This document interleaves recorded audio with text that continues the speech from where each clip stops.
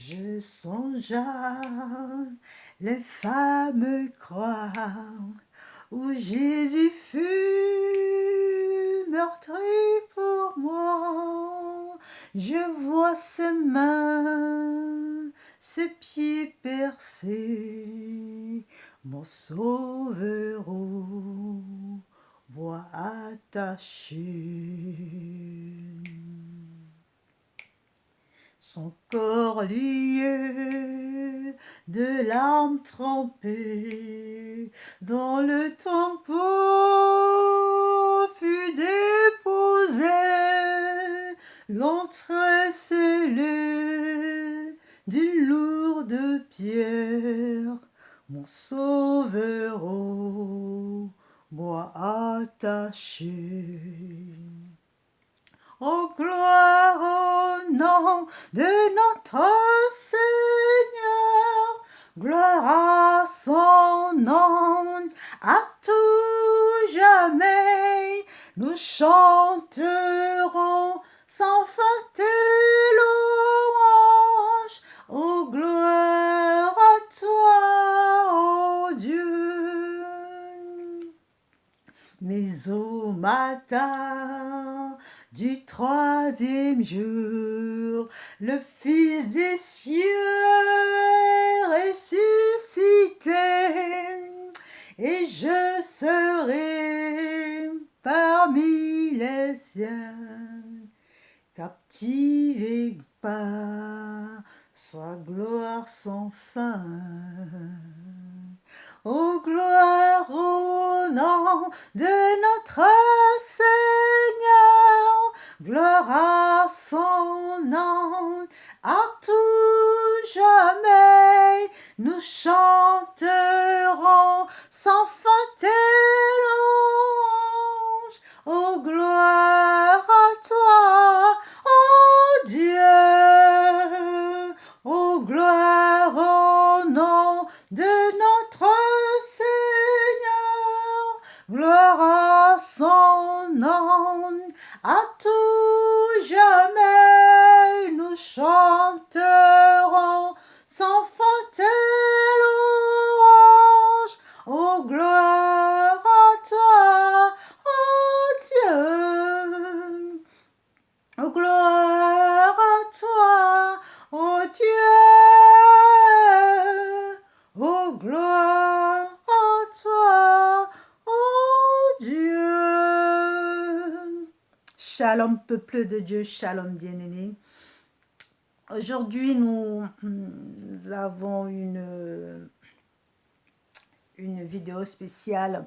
Nous allons faire une exhortation un petit peu spéciale, spéciale Halloween, spéciale Toussaint. Parce que nous sommes dans une période où le mal est rôde, dans une période où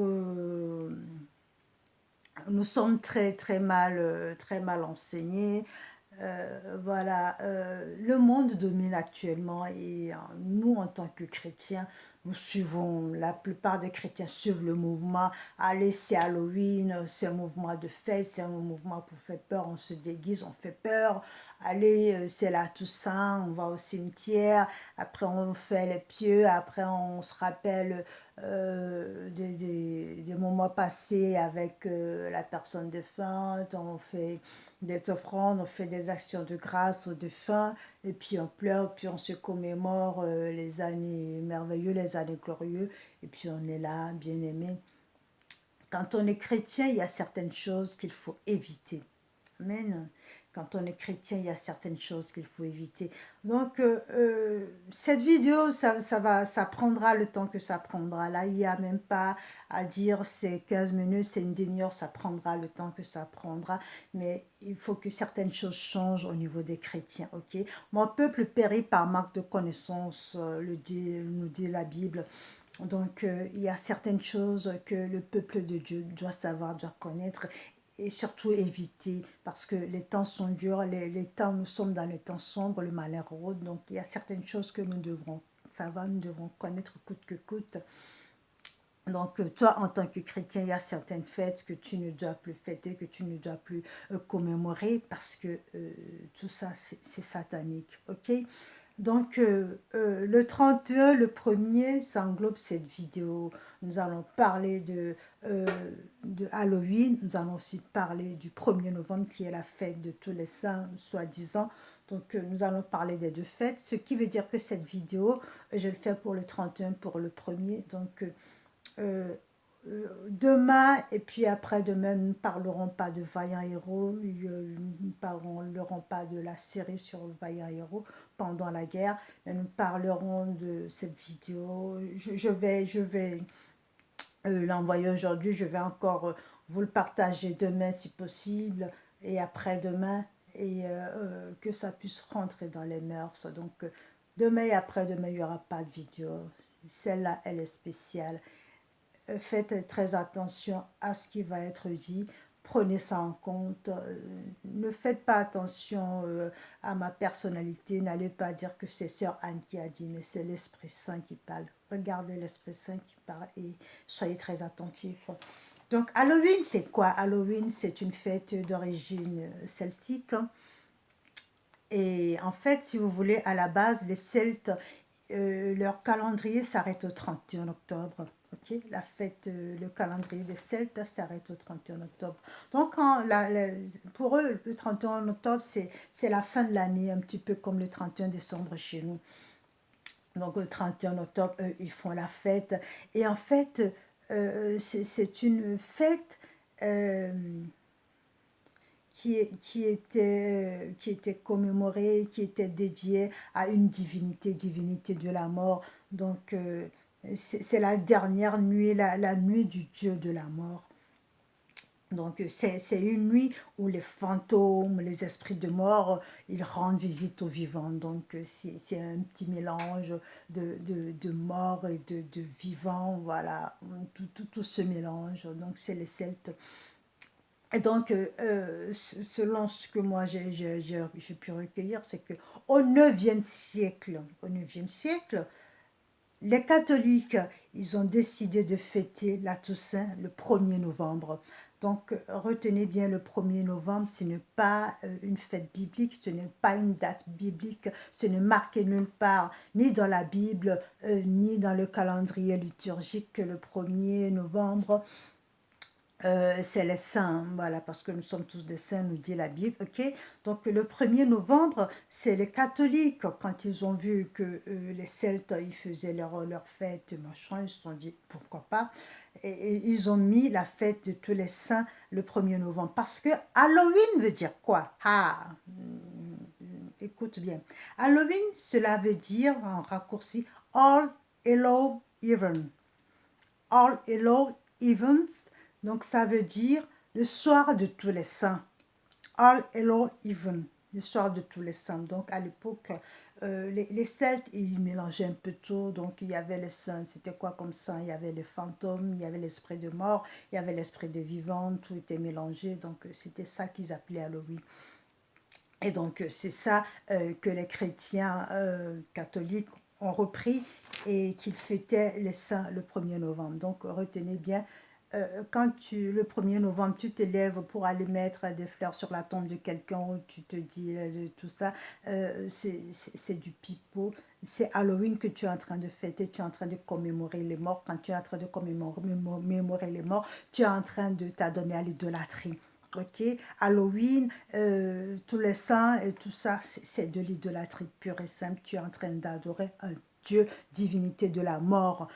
Une divinité de la mort. À l'époque, c'était un Dieu, le Dieu de la mort qu'ils évoquaient, à qui ils faisaient des offrandes. Donc, à ce Dieu, il avait des adeptes, c'était des prêtres à l'époque qui se déplaçaient de maison en maison et réclamaient des offrandes. Et donc, quand ils réclamaient des offrandes, ils exigeaient des sacrifices humains pour leur Dieu. Ok? Et en fait, en cas de refus, maintenant, s'il vient te réclamer un sacrifice, et si tu refusais, qu'est-ce qu'il disait? Il proférait des malédictions et de mort sur cette maison. Donc, en Amérique, par exemple, quand les enfants ils vont chercher des bonbons dans les maisons pendant Halloween, qu'est-ce qu'ils disent? Trick or treat. Trike or treat, cela veut dire offrande sinon malédiction. C'est ce que les prêtres ils disaient à l'époque. Soit tu offres quelque chose en sacrifice pour ce Dieu, soit on te maudit. Si tu n'offres rien, si tu ne donnes rien à ce Dieu, on te maudit. Bon, en quelque sorte, les deux reviennent au même parce que si tu donnes quelque chose, c'est pour ce Dieu, donc tu es en train de faire de l'idolâtrie, donc c'est une malédiction sur quatrième génération selon la Bible. Et donc, si tu ne donnes rien, et cette divinité se maudit et Dieu te maudit. Et voilà, et cette divinité te maudit. Cette divinité, donc, quelque part, voilà, tu as quand même cette malédiction. Donc, pour éclairer leur chemin, ces prêtres, qu'est-ce qu'ils faisaient? Ils portaient des navets. Okay? À l'époque, c'était des navets vidés et découpés en forme de visage qui brûlaient comme une bougie faite avec de la graisse humaine de sacrifice précédent. Donc, ces navets représentaient l'esprit qui allait rendre leur malédiction efficace. Okay? Donc, les navets, ce que vous représentez comme citrouilles à cette époque, à l'époque, c'était des navets. Et dans ces navets, il y avait des esprits qui allaient rendre les malédictions efficaces. Donc, voilà pour la petite histoire. Alors, bien-aimé, quand tu sors ton enfant dehors, toi en tant que chrétien, tu pousses ton enfant dehors. Allez, va chercher des bonbons, va chercher des bonbons. Tu envoies l'enfant chercher de la malédiction sur lui, sur toi, sur toute la famille, sur 4 générations. Okay? Tu envoies l'enfant chercher la malédiction sur 4 générations. Parce que quand cet enfant va se déguiser, déjà, il y a la malédiction. Voilà. Tu ne sais pas quel esprit est derrière ce masque qu'il porte. Donc, quand il va sonner chez la voisine, tu ne sais pas quel esprit domine cette voisine. Donc, il va lui donner quelque chose à manger. Ce qu'il donne à manger, toi, pour toi, c'est des bonbons. Mais en fait, c'est des paroles incantatoires. C'est des esprits malins. C'est des choses. C'est la sorcellerie qu'on donne à manger à ton enfant. Bien-aimé, ouvre les yeux, rends-toi bien compte que Halloween, c'est Satan qui possède la terre, c'est Satan qui possède ton fils. Si vous faites très attention à Halloween, il y a pas mal de choses négatives, néfastes, il y a des morts, il y a plein de choses qui se passent parce qu'en fait, c'est des sacrifices. Satan lui-même, il descend sur terre et il y a pas mal de sacrifices qui se font le jour-là pour sa gloire, en son honneur. Ok? Nous allons prendre des versets et nous allons bien expliquer ça. Deutéronome 6, verset 15. Deutéronome 6, verset 15. Je lis la parole du Seigneur. Car l'Éternel, ton Dieu, est un Dieu jaloux au milieu de toi. La colère de l'Éternel, ton Dieu, s'enflammerait contre toi et il t'exterminerait de la surface du sol. Vous ne tenterez pas ton Dieu, pas votre Dieu, comme vous l'avez tenté à Massa. L'Éternel est un Dieu jaloux, bien-aimé. Il n'y a que lui et lui seul que tu dois adorer. Donc, si tu vas adorer un autre Dieu, cela veut dire que tu as enfreins à la règle, que tu rends ton Dieu jaloux. Ok, tu n'as qu'un seul Dieu, le seul que tu dois adorer. Il n'y a pas, quand tu sors ton enfant dehors pour faire ces fêtes sataniques, cela veut dire que tu pousses ton enfant à l'idolâtrie. Et lui et toi, vous aurez la sentence. Ok. Deutéronome 18, versets 9 à 13. Qu'est-ce que ça nous dit? Deutéronome 18, versets 9 à 13. Ah oui, on y était. Donc, Deutéronome 18, versets 9 à 13. Donc, c'était ça. Alors, nous allons lire Deutéronome 6. Deutéronome 18, versets 9 à 13. Je lis la parole du Seigneur. Lorsque tu seras entré dans le pays de que l'Éternel, ton Dieu, te donne, tu n'apprendras pas à imiter les pratiques horribles de ces nations-là. Amen. Qu'on ne trouve chez toi ni personne qui fasse passer son fils ou sa fille par le feu. Personne qui se livre à la divination, qui tire des présages, qui ait recours à des techniques occultes ou à la sorcellerie, qui jette des sorts, personne qui consulte ceux qui évoquent les esprits ou qui prédisent l'avenir, personne qui interroge les morts. En effet, Quiconque se livre à ces pratiques est en horreur à l'Éternel, et c'est à cause de ces horreurs que l'Éternel, ton Dieu, va déposséder ces nations devant toi.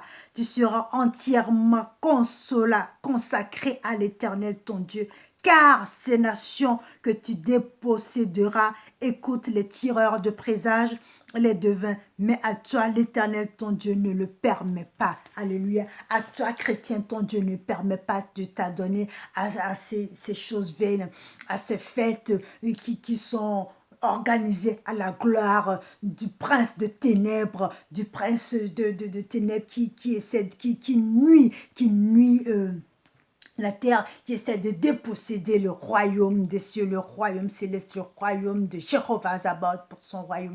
Bien-aimé, quand tu t'adonnes à l'idolâtrie, tu es en train d'adorer Satan. Quand tu adores ce Dieu, le Dieu de la mort, pendant Halloween, pendant tous les saints, c'est lui que tu es en train d'adorer, bien-aimé. Ton Dieu, il est jaloux, c'est ce qu'il a dit, bien-aimé. Tous les saints, c'est quoi?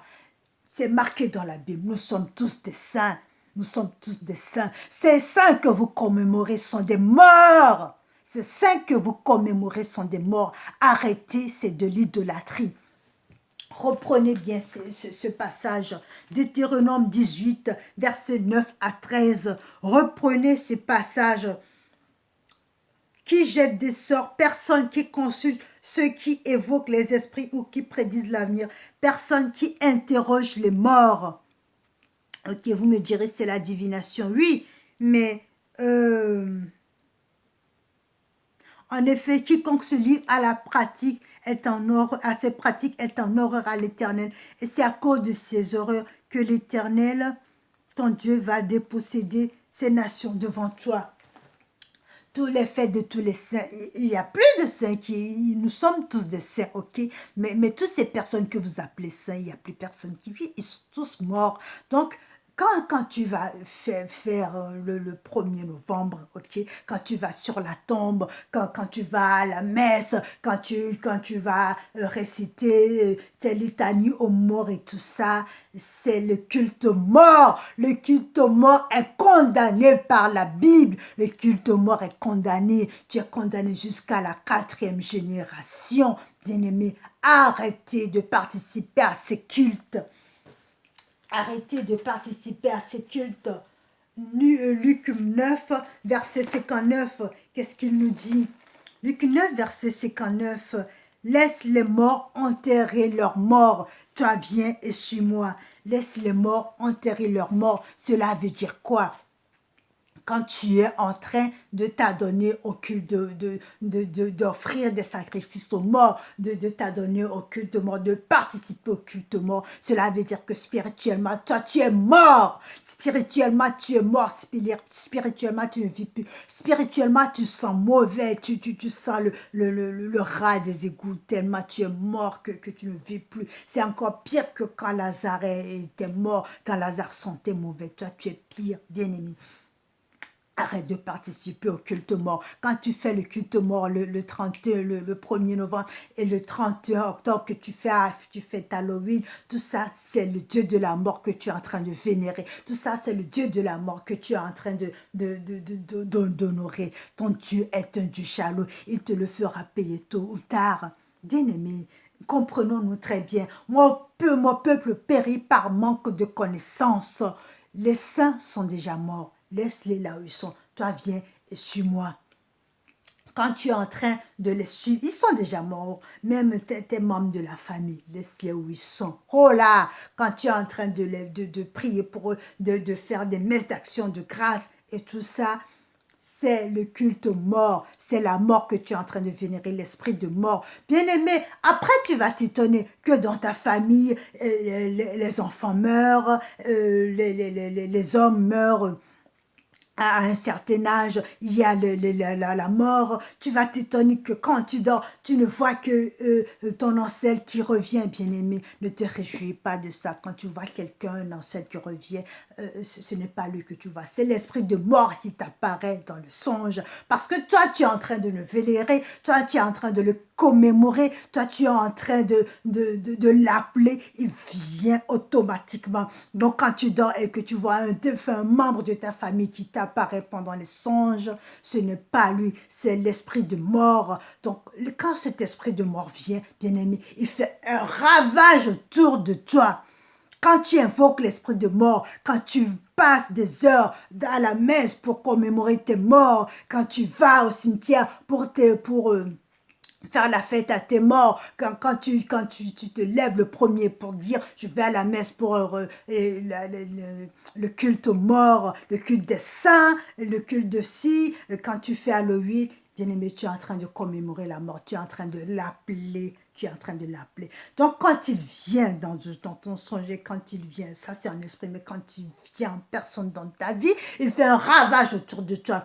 Donc c'est la mort dans tes finances, mort dans tes projets, mort dans ta famille, mort dans tout ce que tu entreprends. Donc ne t'étonne pas quand tu verras un membre de ta famille qui, à un certain âge, meurt, quand tes enfants, il arrive à un certain âge qu'ils meurent, quand tes projets ne voient pas le jour, quand ils n'aboutissent pas, quand tes finances sont au point zéro, dis-toi que tu as fait quelque chose quelque part, retourne en arrière, demande-toi, c'est quoi ce culte au saint, à quoi j'ai participé, c'est quoi ce culte mort auquel j'ai participé? Bien-aimé, fais très attention, ton Dieu est un Dieu jaloux. Tout ça, c'est puni jusqu'à la 4e génération.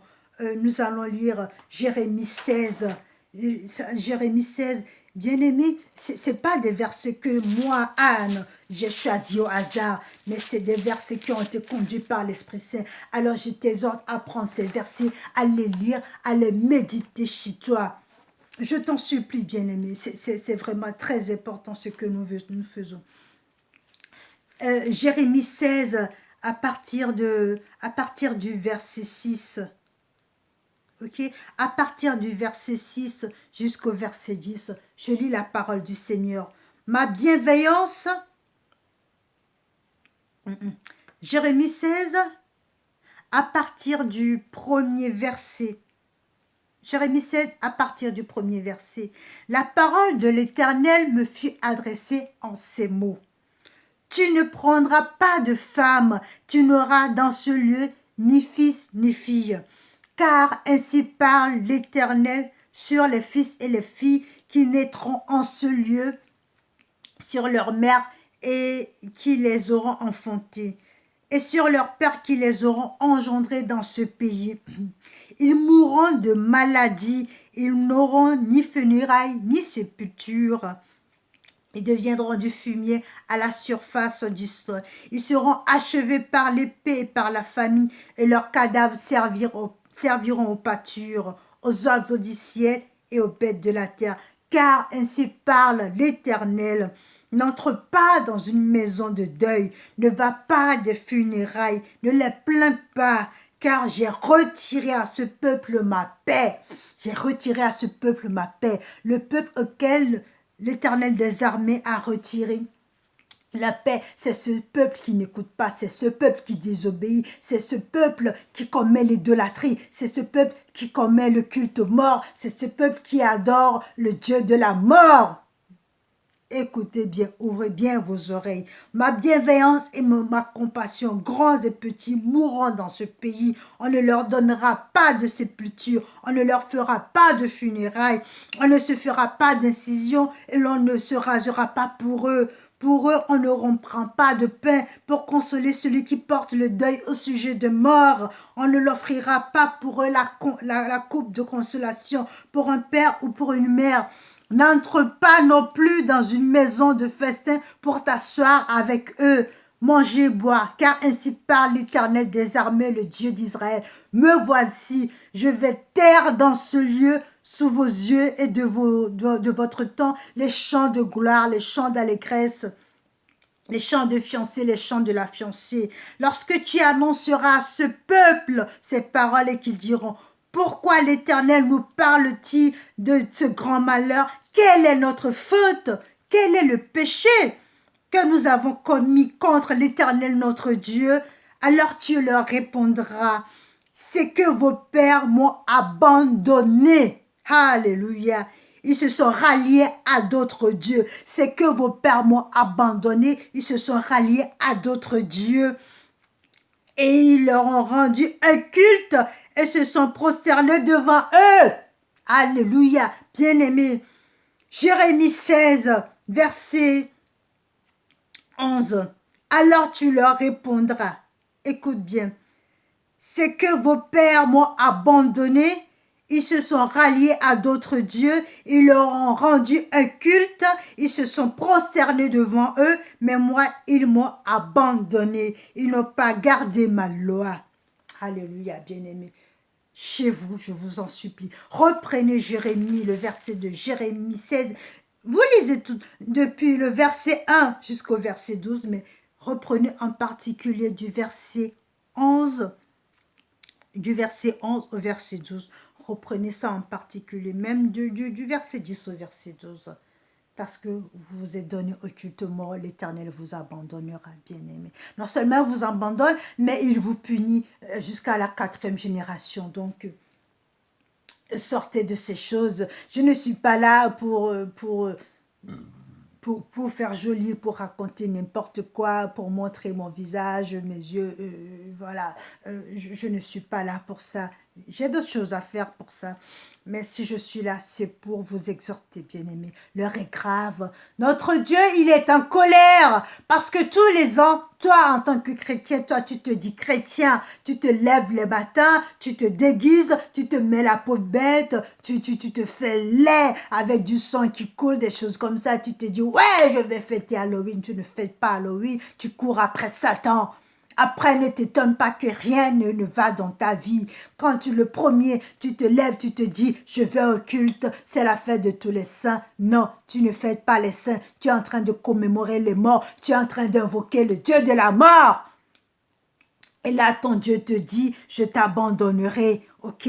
Je t'enlèverai ma paix. Et quand tu vois qu'il n'y a plus de paix, qu'il n'y a plus de sécurité, que ton ancêtre te revient, c'est pas l'ancêtre, c'est une divinité de la mort. Et quand tu vois qu'il n'y a rien qui va dans ta vie autour de toi, tout est sombre, tout est noir, tout est mort. Mort dans les finances, mort dans les projets, mort dans l'entreprise, mort même physique, la famille qui meurt, la mère, les enfants, tout à bas âge. Dis-toi bien qu'il y a quelque chose qui ne va pas. Bien-aimé, sors de l'idolâtrie, je t'en supplie, sors de l'idolâtrie. Ferme les yeux un court instant, nous allons prier. Père de gloire, Père de bonté, Dieu de toute magnificence, nous remettons entre tes mains ce soir, ce matin. Et Père éternel, nous te demandons pardon. Pardon pour les fois où nous avons commis des erreurs parce que nous étions dans l'ignorance. Pardon pour les fois où nous avons participé à ces cultes morts. Pardon pour les fois où nous avons sorti nos enfants, nous avons demandé à nos enfants de participer à tous ces sortes d'idolâtrie, de participer à ces cultes, d'aller chercher du bonbon pendant ces fêtes sataniques où Satan leur met la main dessus. Après, nous venons pleurer parce que ces enfants souffrent, nous ne voyons pas d'issue. Père, nous t'implorons, nous te demandons pardon, aie pitié de nous. Ne regarde pas ces péchés, ne tiens pas rigueur. Père, en ce moment même, je te demande d'ouvrir nos yeux. Ouvre les yeux de ceux qui regardent cette vidéo. Ouvre les yeux, Père. Tombe, fais tomber ta grâce. Fais tomber ton abondance. Ouvre les écluses des cieux sur eux afin qu'ils puissent voir ta gloire. Éclaire-les afin qu'ils puissent comprendre que Halloween, tous les saints, c'est des cultes morts. C'est l'esprit de mort qui sont en train de vénérer. Père, et que toi, tu as ça en horreur. Fais-leur voir cette horreur afin qu'ils puissent comprendre que c'est toi le seul Dieu devant qui ils doivent se prosterner, devant qui le seul qui doivent adorer et le seul à qui ils doivent rendre des cultes. Père éternel, je te demande pardon et je t'en supplie, ouvre leurs yeux, fais-leur voir ta gloire afin que ta gloire puisse être manifestée. Père, ne tiens pas rigueur des fautes passées, mais regarde ce qui se passe là. Je t'en supplie, Père, aide-nous, remplis-nous de toi, donne-nous ton esprit, l'esprit de sagesse, l'esprit de discernement, afin que nous puissions comprendre l'esprit qui a derrière toutes ces fêtes, afin que nous sachions comment nous tenir pendant ces fêtes. Merci Père infiniment, parce que quand nous t'invoquons, tu le fais, et quand tu commences quelque chose, tu finis toujours. Gloire, louange, honneur à toi, Père, pour ce que tu es en train de faire en ce moment. Merci pour les filles que tu sauves. Merci pour les pardons que tu es en train de donner. Et merci pour les portes qui s'ouvrent. Gloire, louange, honneur à toi. Amen. Bien-aimé, demeure béni et n'oublie pas, l'esprit de mort rôde en ce moment. Là, nous sommes le 30, du 30 jusqu'au 2, même plus. À cette période, Satan rôde, l'esprit de mort rôde. Ne lui donne pas cette occasion. Montre-lui que toi, tu as la vie. Montre-lui que toi, tu as Jésus-Christ de Nazareth, le Dieu de la vie, le Dieu de la résurrection, le Dieu qui est ressuscité. Parce qu'il n'est pas ressuscité seul, il est ressuscité avec toi. Toi, tu es ressuscité avec Jéhovah Sabaoth. Tu n'as plus la mort, tu n'as plus l'esprit de mort, tu n'as plus à le vénérer, tu n'as plus à suivre son culte, tu n'as plus à se baisser devant lui. Bien-aimé, demeure béni et n'oublie pas Jérémie 16, du verset 1 jusqu'au verset 12. Tu prends tout le verset, médite-le, il te parlera. L'Esprit Saint te parlera encore mieux que ce que moi je te dis. Demeure béni. Amen.